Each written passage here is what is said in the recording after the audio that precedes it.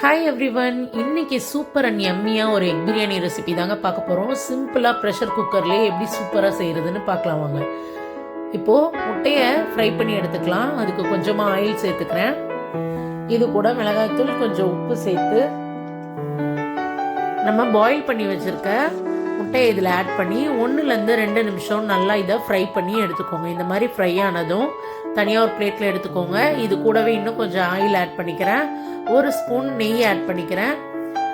பிரியாணி ஸ்பைசஸ்லாம் சேர்த்துக்கலாம். பட்டை, கிராம்பு, ஏலக்காய், பிரியாணி இலை, 4 பச்சை மிளகாய் சேர்த்து நல்லா பொரிஞ்சதும் 3 மீடியம் சைஸ் வெங்காயத்தை ஸ்லைஸ் பண்ணி வச்சுருக்கேன். அதையும் ஆட் பண்ணி நல்லா இப்படி கோல்டன் ப்ரௌன் ஆனதும் 1.5 டேபிள் ஸ்பூன் இஞ்சி பூண்டு பேஸ்ட்டு சேர்த்து நல்லா பச்சை வாசனை போனதும் புதினா, கொத்தமல்லியை கட் பண்ணி கொஞ்சம் சேர்த்துக்கிறேன்.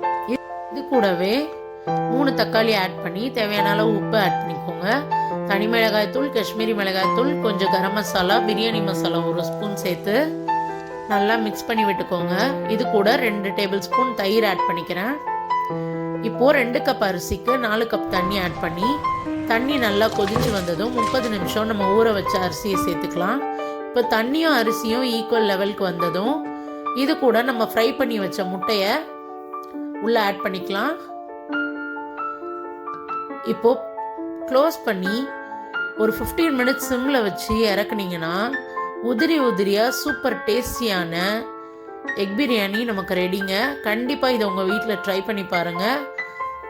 தேங்க்யூ.